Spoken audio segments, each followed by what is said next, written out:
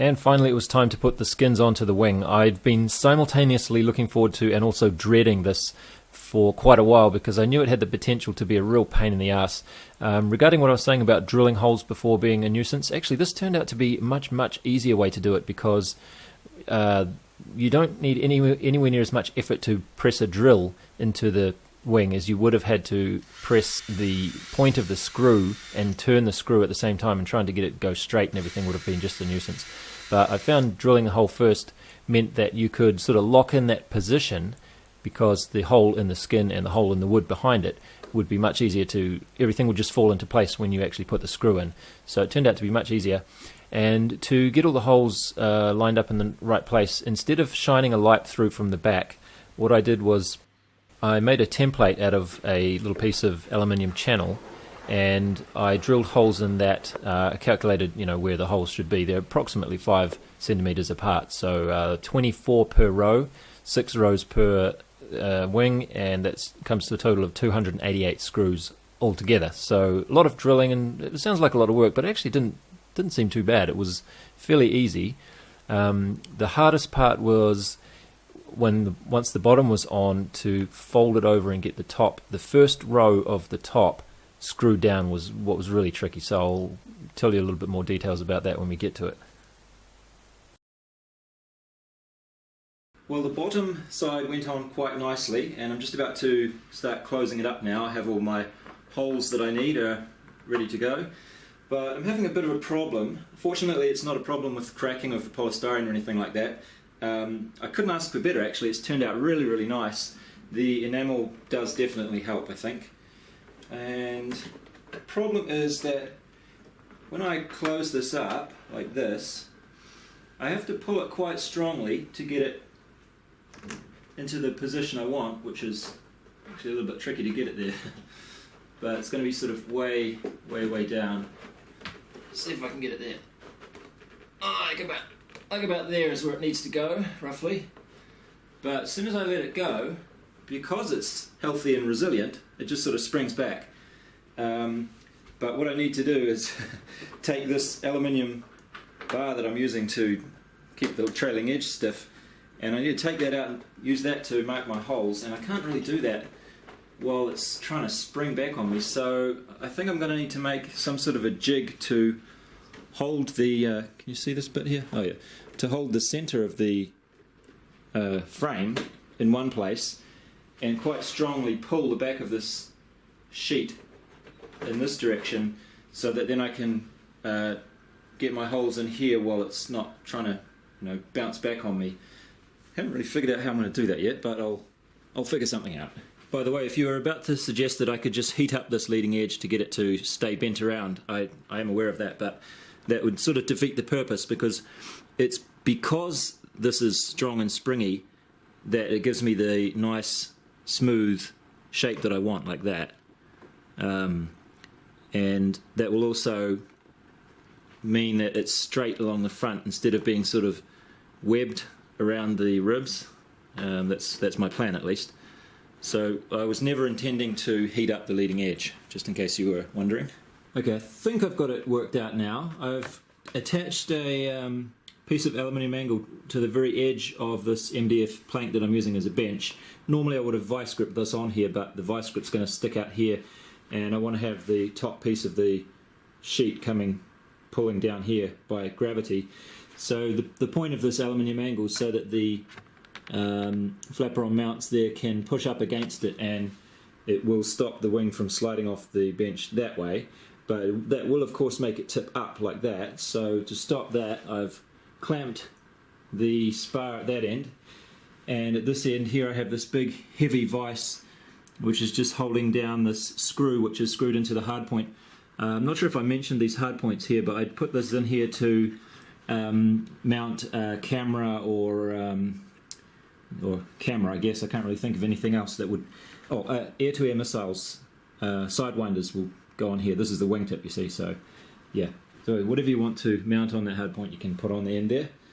And then over here we have just a piece of wood heavily clamped onto the end there. I'm hoping that I can just fold this over and weight it down on the other side. I haven't really tried this yet, but if I weight that down enough and then just sort of press on it from this side as I'm trying to attach my screw hole guide, it should work. Okay, final setup is this. I didn't really want to have these weights just going straight down because they'd put a kink in this edge. Most of this section here is just going to be cut off and thrown away, but I didn't know where the kink is going to start coming in. So rather than pulling it straight down, I wanted to pull it that way, which is where this comes in, which is one of the heaviest things I had to hand. So I'm just going to push this down and inch that way until all the slack is taken up, and then we should be good to go. Okay, that's that first row stuck down, and we are now in the home stretch. Everything should be pretty easy from now on. I'm really glad to have got that done because this moment has been sort of in the back of my mind all this time while I'm thinking about everything, and it could have been a real showstopper if it didn't work out, but it seems to have worked out really well. And it's nice and solid. It didn't go exactly down onto the ribs, although, geez, I can't quite tell where they are. There should be one here. Here it is, yeah. So you can see I'm able to push it down onto the rib a little bit, like about 2.5 millimeters maybe. So the thickness of the wing's probably going to end up a little bit thicker than I had planned, at least at the front, at the leading edge, but that's alright. And I'm quite pleased with how solid it feels between the ribs. Like you could tell just now I was having trouble finding the rib, which is a really good sign. It's nice and solid. And the rest of it should be no problem at all.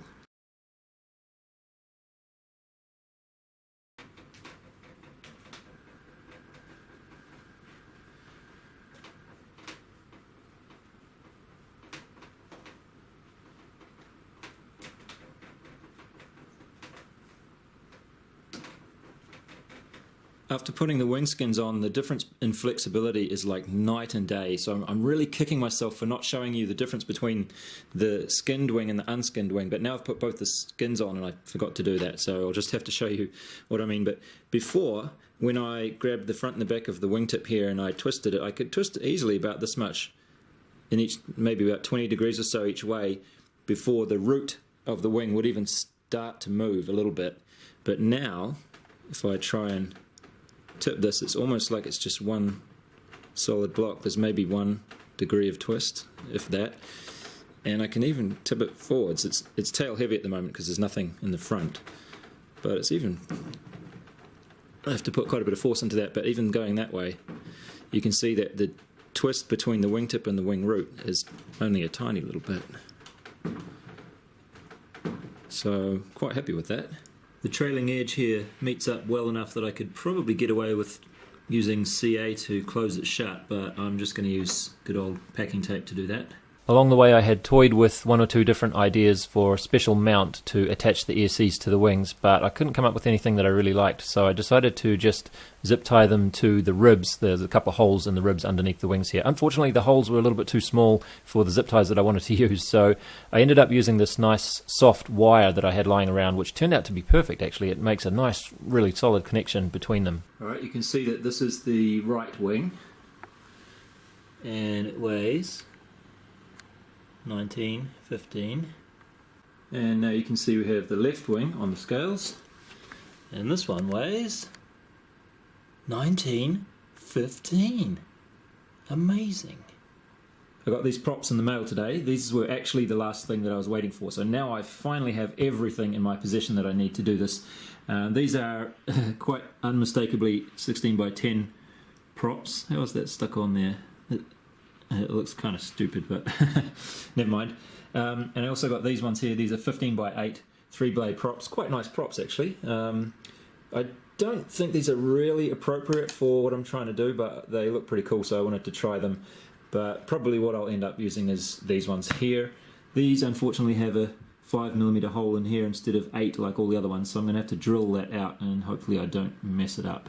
Okay, I'm back out in the garage now. I'm just looking at this from the front. It looks like the profile drag, I think that's what you call it, is actually pretty good. It's not presenting that much of a surface area to the front.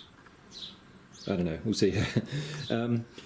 But what I thought I might do now is a quick wing loading test. So I'm going to tip it upside down, support it on this frame here, and put some weights on it from the bottom, so that frame will just sit in here and here and here. And I have a bunch of these wood pallets. I think they're for barbecues or something, but they make quite good sandbags for doing this kind of thing. But I only have enough to do 3.5G loading. I was going to try for 4, but I think 3.5 will do. It's not necessary anyway. I guess it just sort of makes me feel like I'm working on something important or something like that, so I'll give it a try anyway. Actually, I just remembered there was a reason to be doing this. I wanted to make sure that the ailerons are going to be working properly even when the wing is under load. And I've measured where the wingtips are at the tip there at each end, and I just want to see, it doesn't really matter, but I'm just curious to see how much they're deflected by this 14 kilos of weight.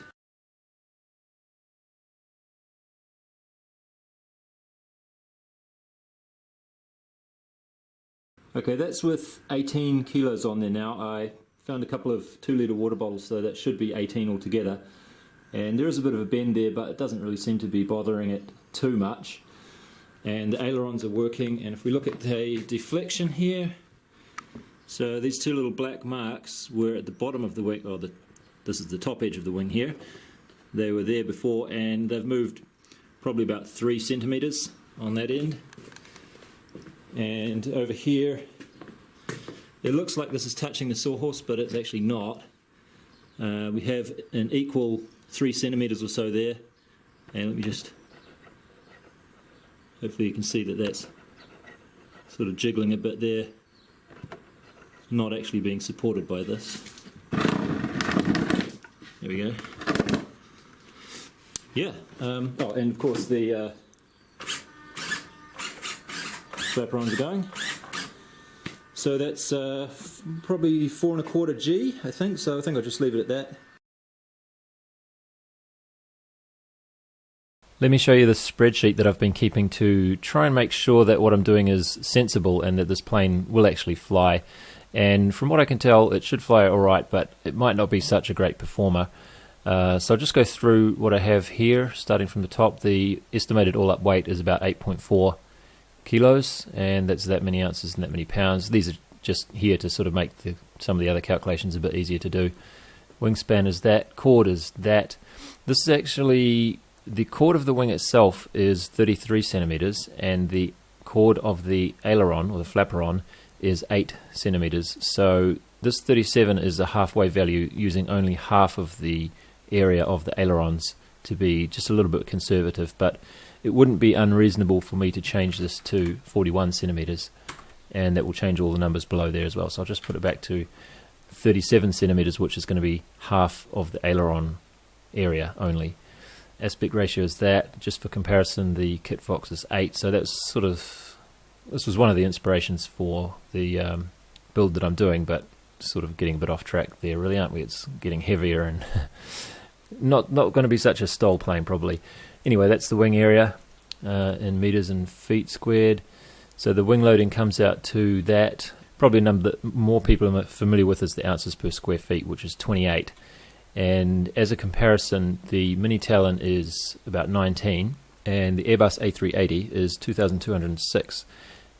So we can immediately see here that this number doesn't really scale well to different sizes of planes. So you can't just say that wing loading is this, therefore the plane will be, if it's really light, it will be a glider, and if it's really high, it will be a fighter jet or something like that. It also depends on what the actual size of the plane is as well.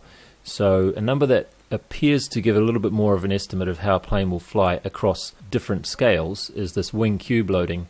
And this, if we look at the formula above here, it's the weight divided by the square root of the cube of the area.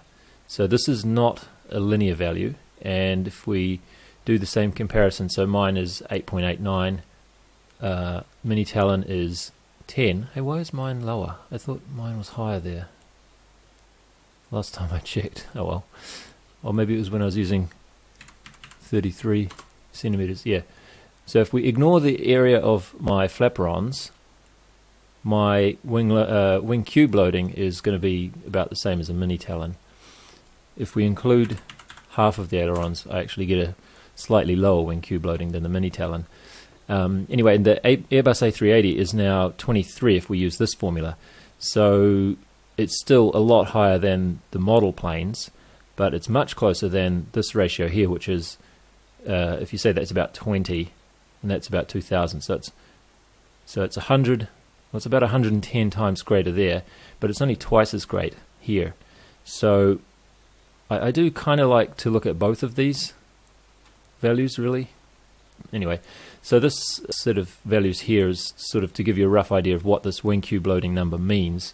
So a value of 8 to 10 will be in this range here. So still got a fair bit of leeway to go before we need to be having lots of power like a racer or something. Alright, so these couple of lines here I got from scouring RC Group's threads about this kind of thing, and I found two estimates. There are much more complicated ways to actually calculate this properly using air density and the lift coefficient of your wing and such, but just as a rough estimate, a plane stall speed in miles per hour is approximately equal to 4 times the square root of the wing loading in ounces per square foot, which is that one. And another thread, somebody was saying you do the square root of the wing loading and multiply it by 5. So I've taken the slightly more pessimistic one of these, which is the multiply by 5, and that would give me a stall speed of this, or in kilometers per hour that.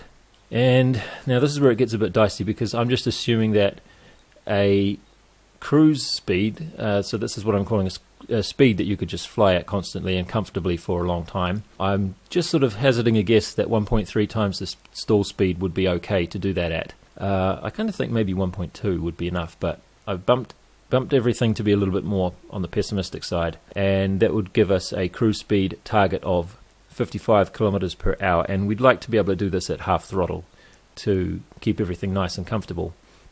Now, I bought a little laser infrared tachometer thingy, and I did some actual measurements just with the plane strapped to the bench, of course, not moving, and I ran it up to half throttle and full throttle with a variety of these props that I had. So the kV of the motor is 580, and I was testing with the 4S battery at its storage charge, so that's 15.2 volts, and the theoretical no load speed for that, otherwise known as the kV times V value, would be 8,816 RPM. So when you put a prop on and you load the motor up, you're not going to get this maximum speed. You're going to get something less than that, because you're kind of slowing it down by making the prop spin through the air. So at half throttle with this prop I got that RPM, and at full throttle I got that. So you can see that this 6,350 at full throttle is less than 8,800, and it's less by this much. So this 72% is just dividing that number, the measured RPM, by the theoretical maximum with no prop. So I'm just calling that the loading. So here a higher loading means the prop is actually doing less work. It's a little bit backwards. Now this pitch speed is what you would get if the prop was spinning at that RPM through the air like a corkscrew, and it was not actually providing any thrust. So every one revolution, in this case, it was allowed to move 6 inches forward. So this is the pitch of the prop here, 6-inch pitch. If it was able to do that, it would move at 58 kilometers per hour. So this is at full throttle with no load, actually not providing any thrust, 58 kilometers per hour, and 36 kilometers per hour at half throttle. Now, you're not going to achieve that, obviously, so what I've done here is I've just multiplied it by this drag factor, which is 80%, could be a little bit higher or a bit lower, I'm not too sure what to do with this one, but we're not even going to achieve this speed when we're actually flying. So taking 80% of that gives us a estimated maximum speed of 46 kilometers per hour with these props at full throttle, and at half throttle it would be that. So taking this half throttle and full throttle value, I've estimated that in order to achieve the target cruise speed of 55 kilometers per hour there, we would need 126% throttle. So obviously these props just don't have enough pitch to keep the plane moving fast enough to stay above the stall speed. Now, I wouldn't be too surprised if these props do work, because there is such a thing as unloading. The prop will unload as the plane starts to move forward, so it's not going to be slowed down quite that much when it's flying. There'll be some equilibrium reached by how much thrust the plane has at that RPM relative to the airspeed, and also this will be determined in part by how draggy the plane is as well. So it's all quite complicated, and I sort of had to give up on trying to figure out how much the prop would unload. But it's not a bad idea to keep everything as a pessimistic sort of an estimate, so this is what I've done here. But anyway, I might try these props if it looks like these other props. To make a long story short, the 16 by 10 props are the only ones that I have that look like they're going to do a reasonable job of a comfortable cruise. So these ones here at full throttle they could possibly push this plane to 72 kilometers per hour. This is a little bit pessimistic estimate, remember. So taking this half throttle and full throttle value there, we could get maybe say a 69% throttle position on the radio control. That's what this one here is. Sorry, maybe I didn't make that clear, but this is the position of throttle on your left thumb if you're a Mode 2 pilot. But like I say, this is pretty pessimistic, so I'm hoping that this is actually going to be something more like about 50 to 55% throttle required for a cruise. The other thing to consider, nearly done, don't worry. The other thing to consider is how hard you're making the motor work to do this. And that's another reason I actually tried these lower pitch props first, because I was a little bit concerned that the motors that I have, they just didn't look like they're big enough for the props that I was putting on them. But I think it's probably not such a problem. It's quite interesting how powerful these brushless motors are for their size. Anyway, so just keeping in mind that it is possible to actually overprop the motors.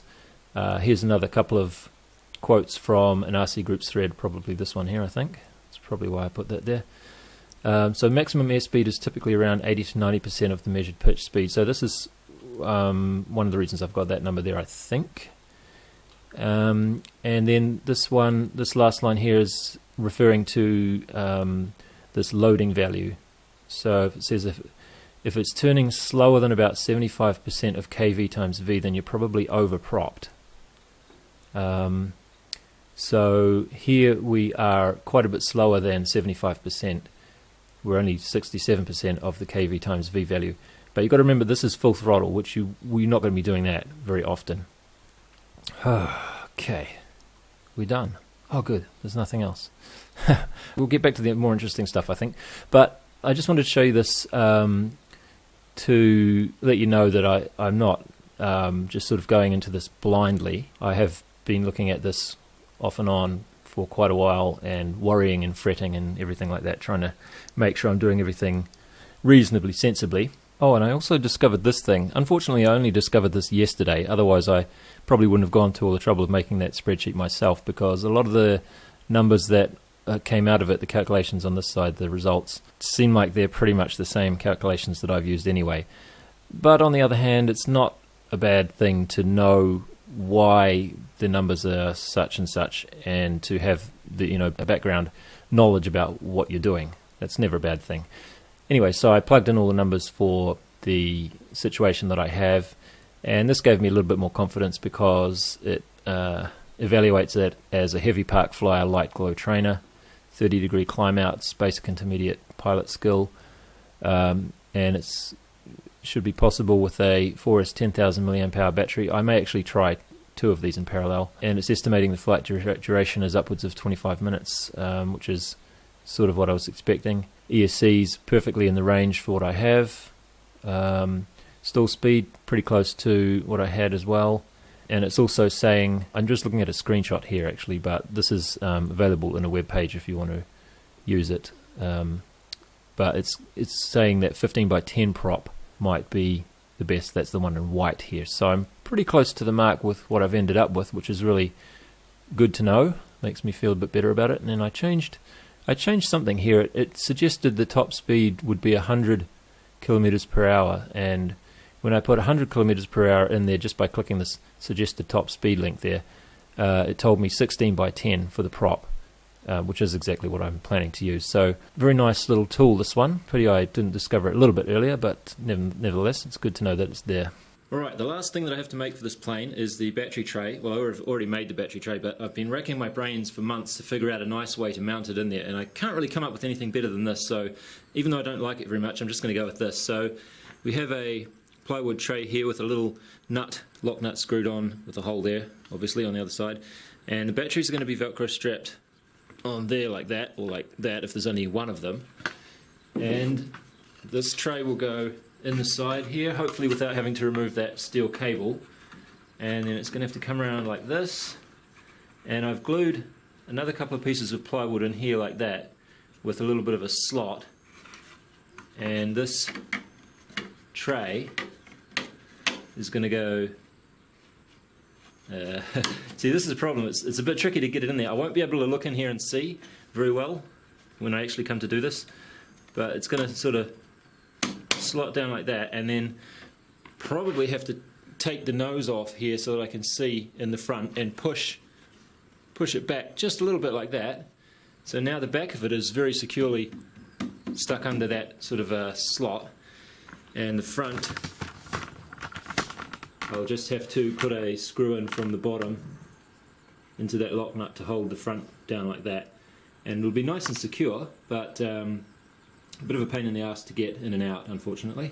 To hold the side panels on, I'm using these little pieces of polystyrene that I cut just as little tabs and painted them silver to make them look a bit pretty.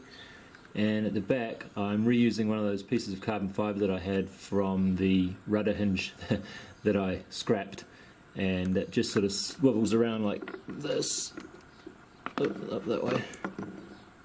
So it swivels all the way back, and then you can pop the door out like this. So it just goes in like that at the front and swivels to close. Okay, I think this plane should be ready to fly now. One last final test that I wanted to do was a kind of a flight simulation. So it's just going to sit here on the desk, but I'm going to run the motors up to full throttle for maybe 10 seconds or so to pretend like it's taking off, and then I'll leave it at about half throttle until the battery gets to, say, I don't know, 3.5 volts per cell or something like that, and then I'll stop there. There's a few reasons I wanted to do this. Probably the main reason was just to check how much the ESC and the motor warm up as it's doing that. Another reason is to maybe just check if something's going to vibrate and come loose somewhere. It's probably not, I mean, it's not going to really simulate that very well while it's sitting on the table, but who knows, something might show up. And the other reason is that the battery I'm going to use for this is brand new, and I thought it might be a good idea to just give it at least one cycle through before I tried actually using it to fly. And also because the battery that I'm using is one of these. It's a Multistar 4S 10 amp hour. This is one of my older ones that I've had for a while, and they are 10C packs. And I've had a few duds. I've bought 6 of these now. The one that's in there for this test is the 7th one. 2 of them have had a very bad cell, not immediately, but after a while. So after about 20 charges, the last cell in the pack just went complete to shit. So not too impressed with these, but they are perfectly what I needed for this project, and also for my electric mountain bike. So I got another one, and I noticed that they're 12C now, and they're not just playing around with that number, because they are actually slightly thicker as well, and hopefully they are a little bit better quality now.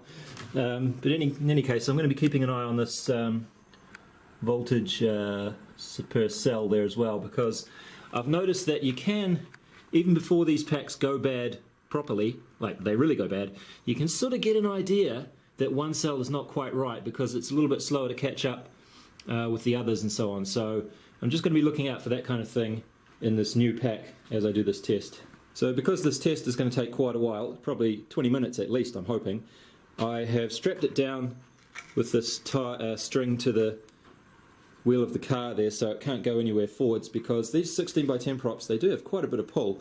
When I ran it up to full throttle to do the tachometer test the other day, I had my hand on here and I was ready for it, I thought, but it almost slipped out of my hand, even so. So anyway, I don't want to stand here and watch it the whole time while it's doing this, but if I have this strapped there, it should be alright, and I can just go inside and use my laptop there to watch the telemetry and know when to come out and finish the test.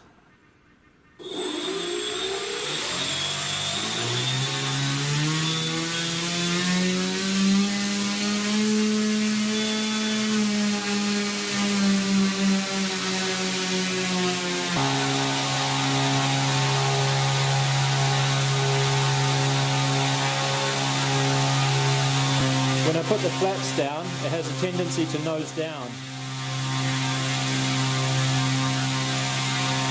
See that? Look at that.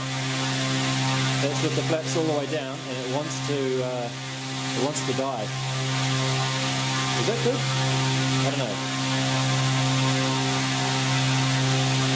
Mind you, this is probably not exactly what we'll see in the air because it's just pivoting on the bottom of the fuselage, so maybe this is a meaningless thing to check.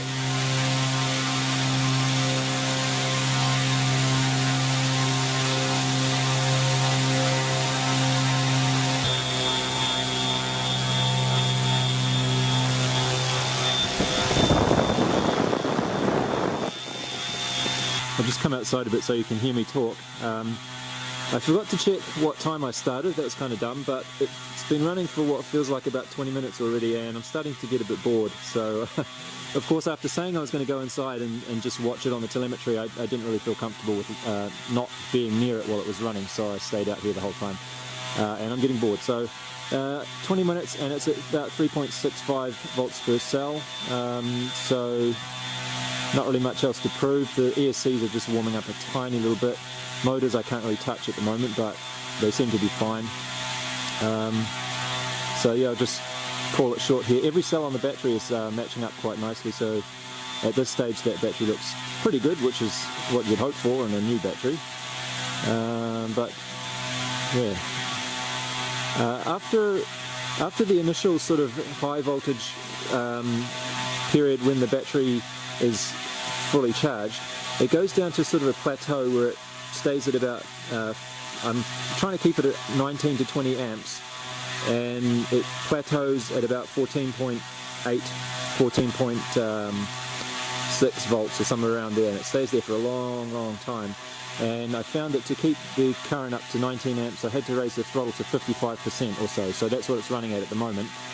And I stopped it just briefly for a moment to take the top cover off so that I could actually see the battery checker thingy, but other than that it's just been running like this for about 20 minutes, so looks like it's all good to go.